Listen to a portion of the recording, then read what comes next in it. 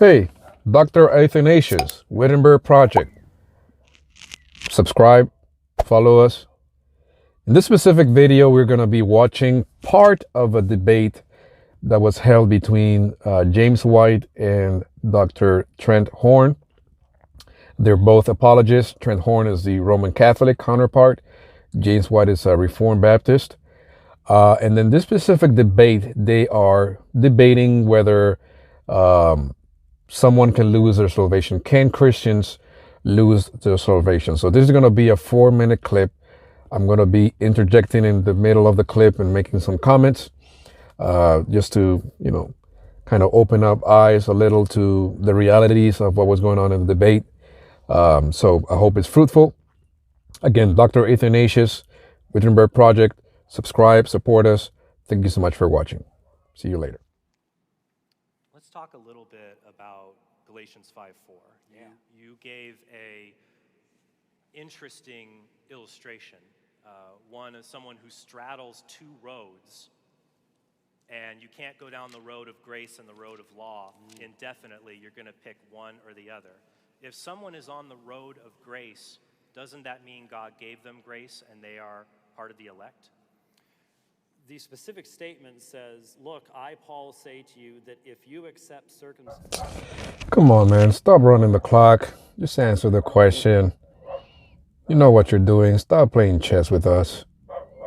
Just answer the question. It's a very simple question. You are a smart dude. Come on, give me a break.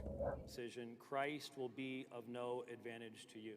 That's the context. That's verse 2.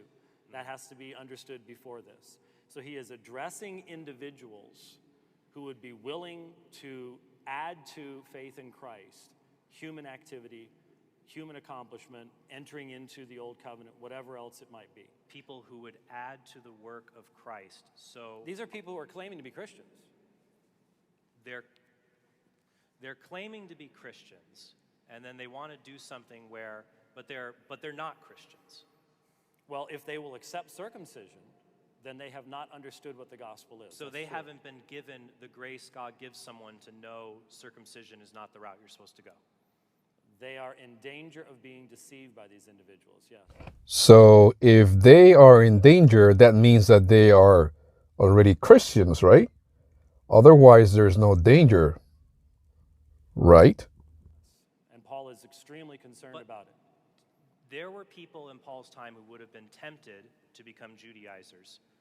Did they not become Judaizers because of their merit, or did God give them grace so they would not become Judaizers? God would have protected his elect people because they're his sheep and he will lose none of his sheep. They would have been lost because they were Christians already, right? Otherwise, there's nothing to lose. A lost person cannot get lost again, correct? But the problem here is, you're saying, well, they're not Christians. Well, what I'm saying is they're in danger of accepting non-Christian teaching. Because if you accept circumcision, Christ will be of no advantage. You can claim Jesus all you want, but if you do not accept him as he is in the way that God has ordained, that is not the gospel. And so I want to be warned against false gospels, because that's what the book started off by warning me against. I don't want to be anathema. So if a Christian in Paul's church accepts circumcision temporarily and then returns, has he through that process fallen from grace? Well, it says in verse 4, you are severed from Christ, who? I guess you're saying that there's somebody who can temporarily accept circumcision. It seems to me. I have known people who have gone into error and who have been delivered from the errors of their ways, yes. So they fell from grace? They would have moved away from this. They've no longer had access to God's grace, but if they're of God's sheep, he's going to keep them.